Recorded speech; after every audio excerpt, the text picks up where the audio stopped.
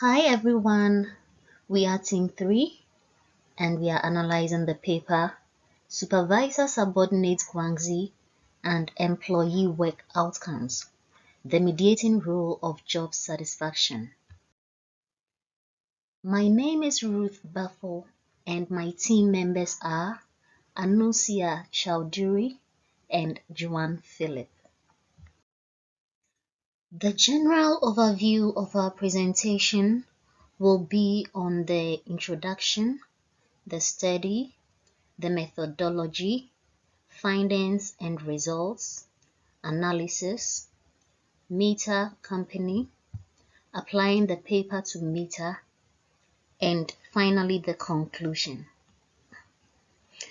The focus of our paper is to understand how Supervisor-Subordinate Guanxi affects participatory management, turnover intentions,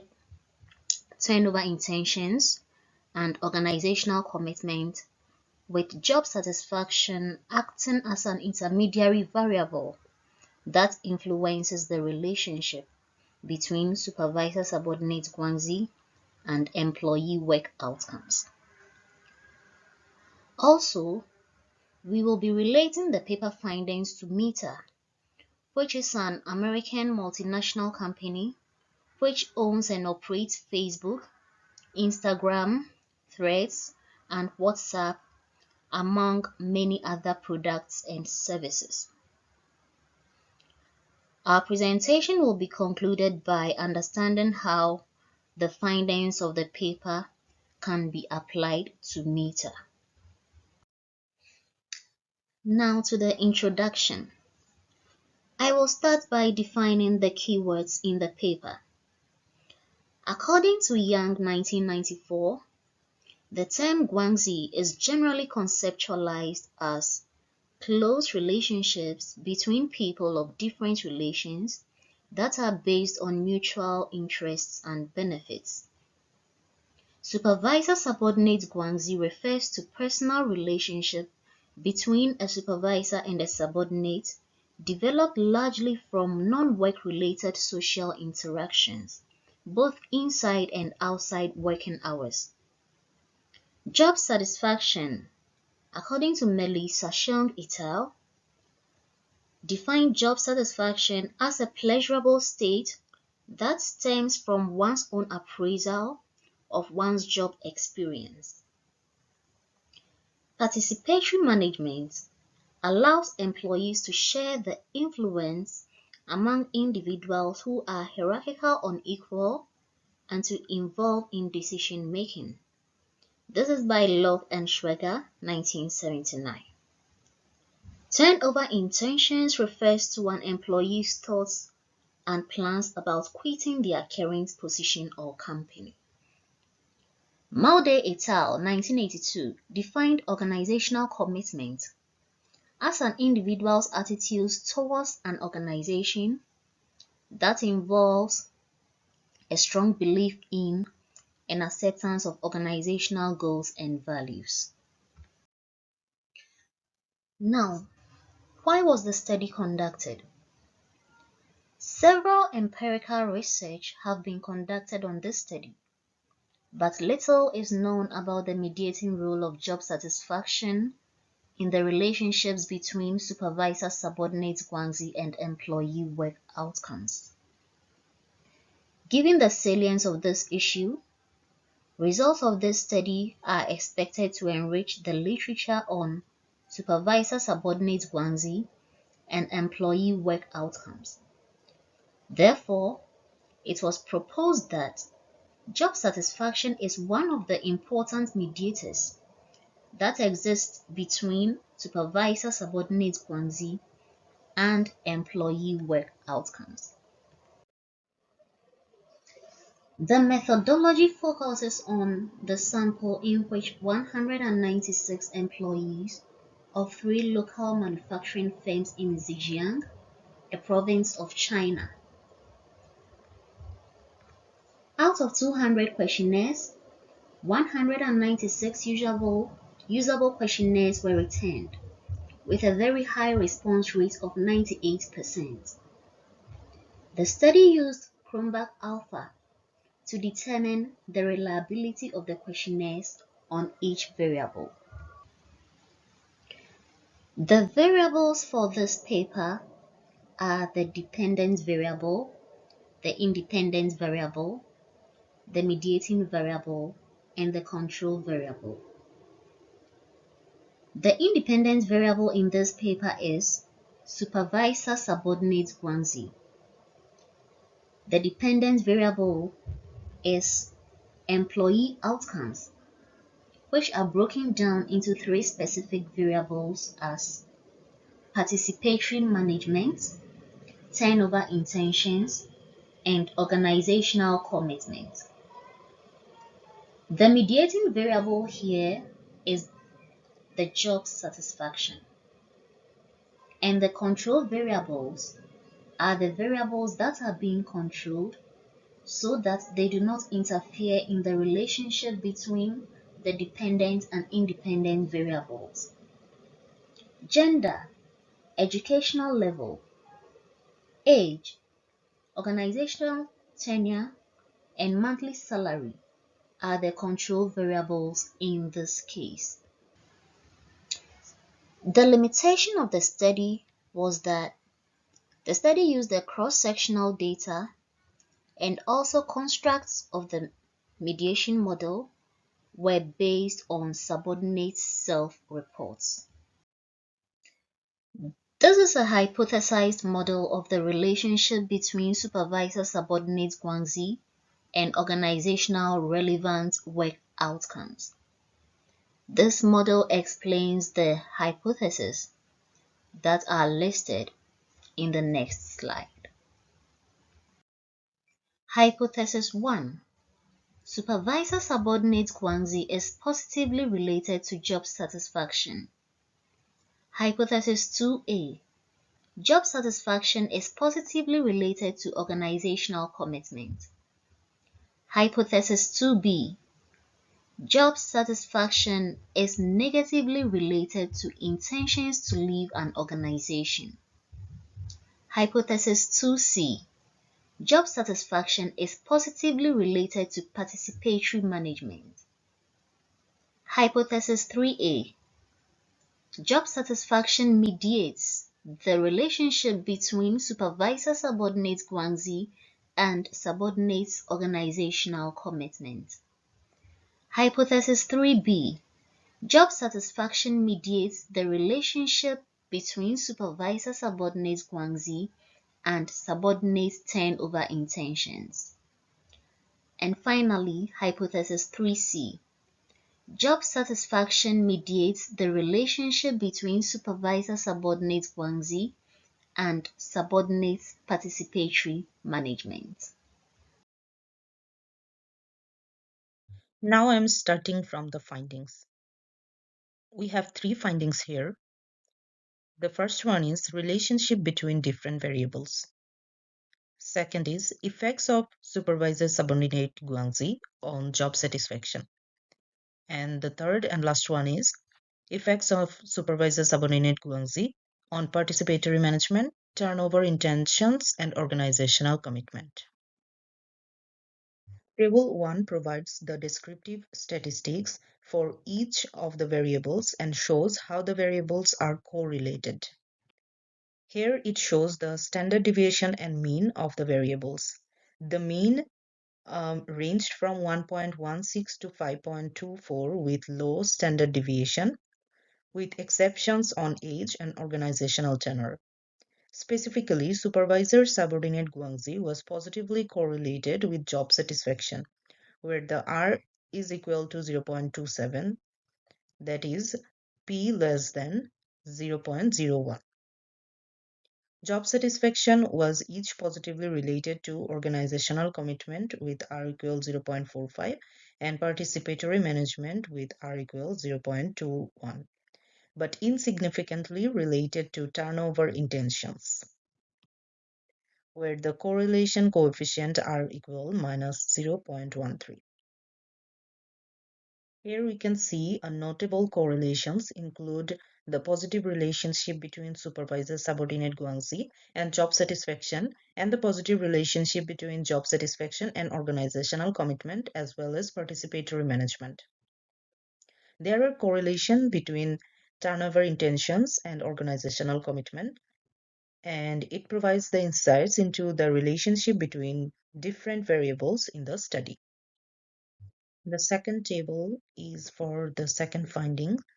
We have done the multiple regression on job satisfaction.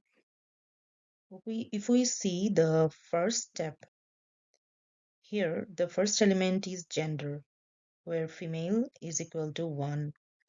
The coefficients are minus 0.09 and minus 0.08.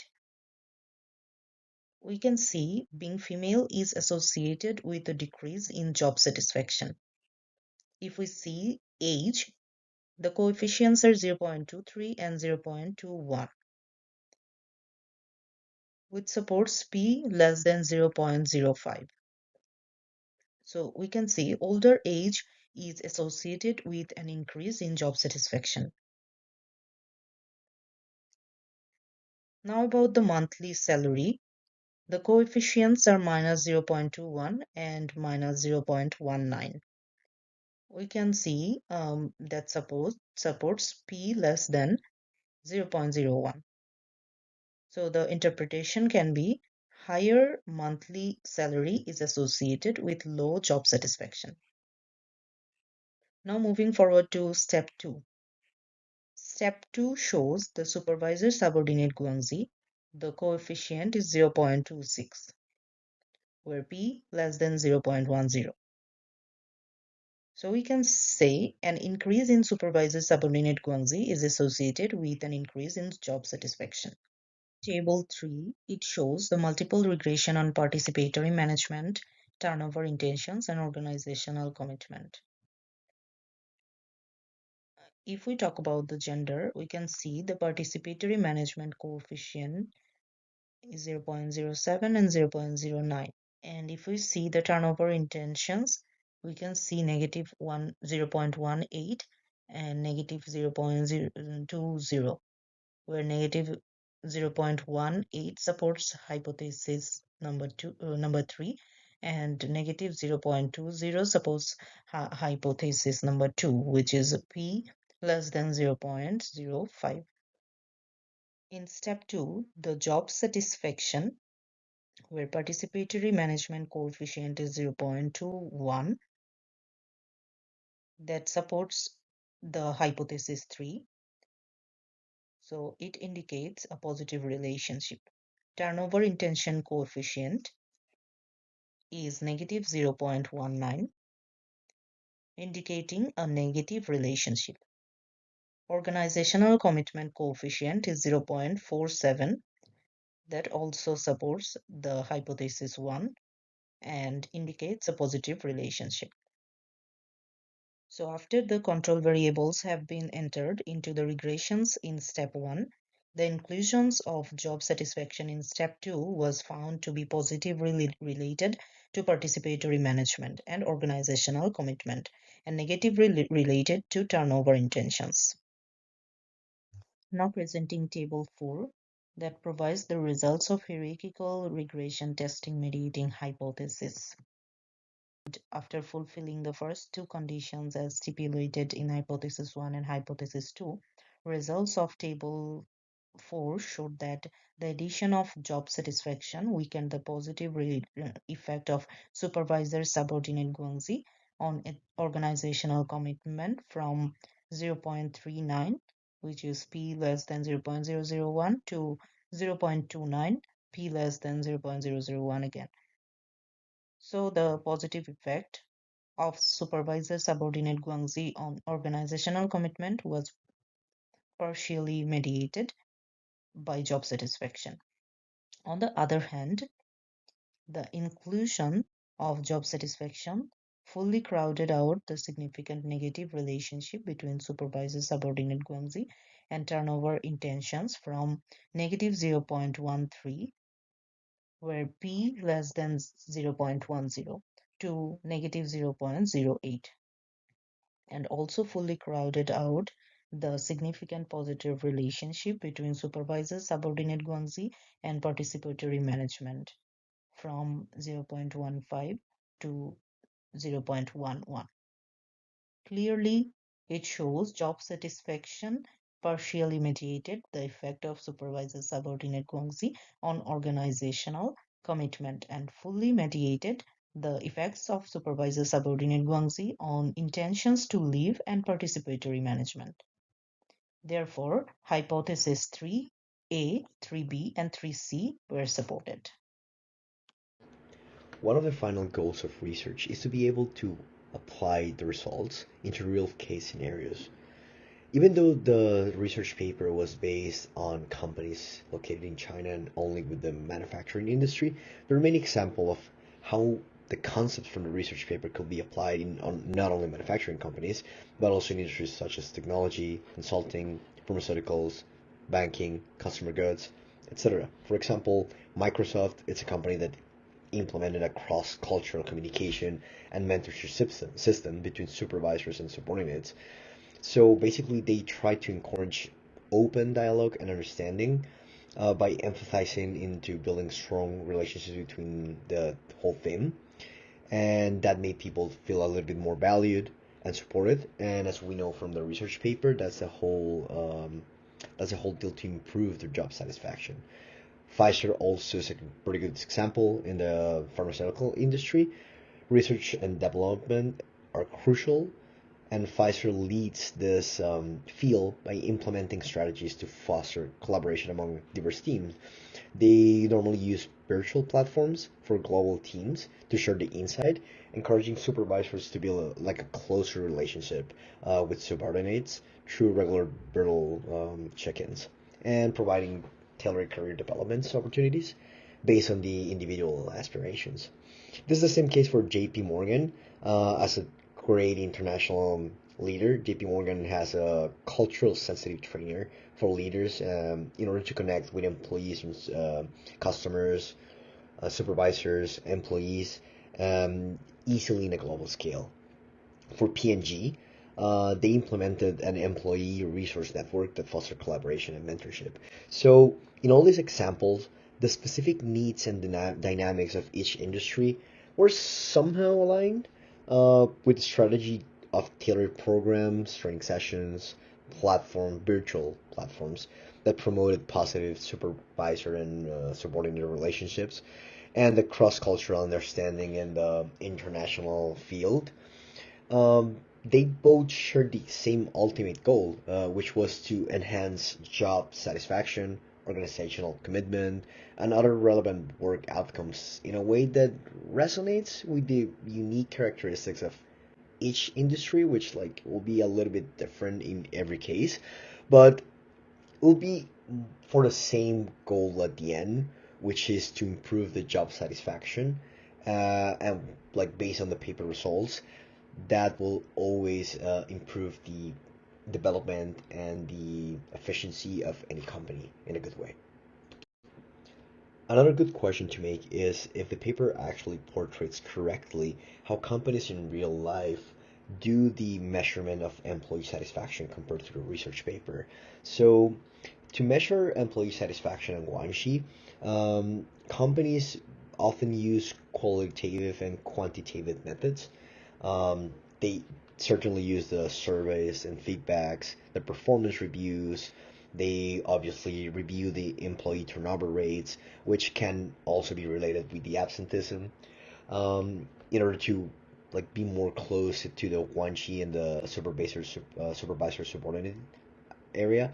They normally do surveys in relationship quality, informal feedback channels, 360-degree feedback, and all of this can impact like very harshly the employee productivity, the organizational commitment, the talent retention, innovation and collaboration, company reputation, and customer satisfaction, which is a good starting point to evaluate growth and also shows that the paper was on the right track. Then again, the paper was based only on manufacturing companies in China, but we can see that there's a tendency, there's a pattern.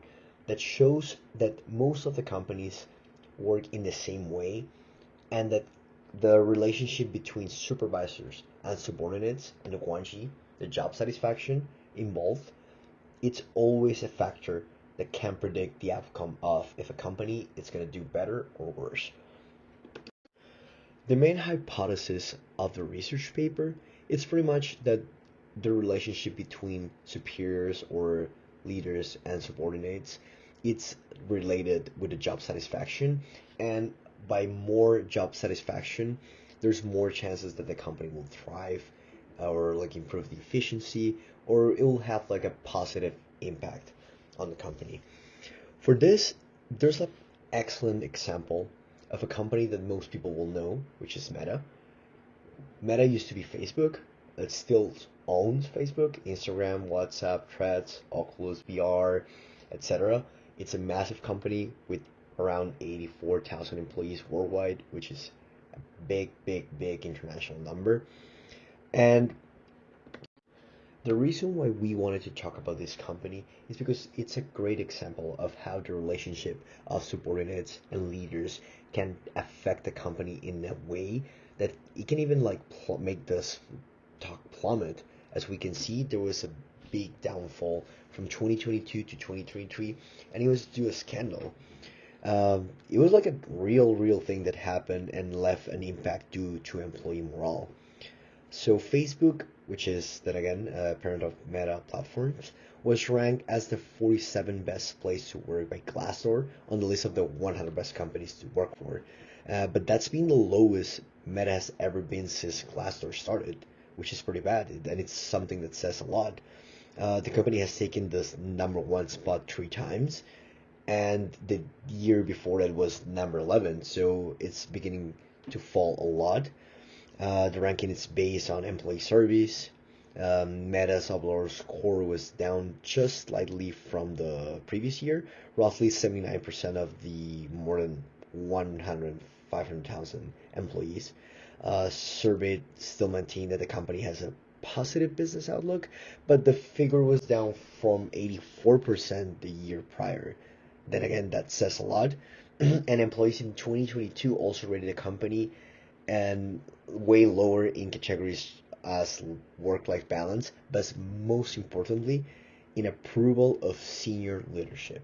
That's a big thing because the employees didn't feel like they were valued by the management and senior staff, and that made the morale of the company going so down that it caused like a domino effect. The Glassdoor ranking, it's an incomplete portrait of company, so obviously that alone was not going to make the stocks go down. But the thing is, with a company with so many people, a survey wouldn't be an outlier, but it will be a way in which whistleblowers could leak information. So the company didn't have many leaks that year, but it had an alarmingly transparent internal culture.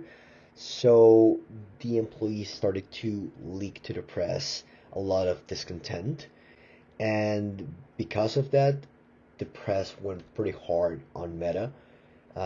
So the true impact was more in the reputation, and the damages wouldn't be like advertisers abandoning the service, but it would more likely be a hit on the hiring and retention rate of the company. But then again, it's a good way to portray what we'll learn with the research paper. There's a clear relationship between job satisfaction and the relationship between employees and leaders, and also they're directly correlated and proportional. So if there's a bad relationship between them, job satisfaction is going to go down and bad things are going to happen to the company. In conclusion, the article did not only advance theoretical understanding of the topic, but also provided a practical guidance for organization for them to seek some leverage in the positive aspect of the supervisor-subordinate Guanxi. So it's good when we have research that we can actually relate to real life scenarios, and then again, it's incredible to see that companies around the world behave in the same way. So no matter that it was companies in China and no matter that it was only manufacturing, the premise was right in the sense that there's a clear tendency of seeing the job satisfaction as something that will definitely help a company to thrive. And by not having good relationship between leaders and subordinates, there's definitely some cause effect in the company in a bad way. Um, Job satisfaction was definitely related with the employee commitment, as we saw on the case of Meta. Whenever the workers didn't feel like the leaders weren't giving them the respect that they wanted or deserved, they started creating like this harsh environment for the company. And at the end of the day, it was the company's fault. So leaders can definitely affect job satisfaction, but maintaining bad relationships with their teams. And then again, Meta is a testament of what happens when supervisor subordinate Guanxi is not taken care of. Thank you so much for your attention.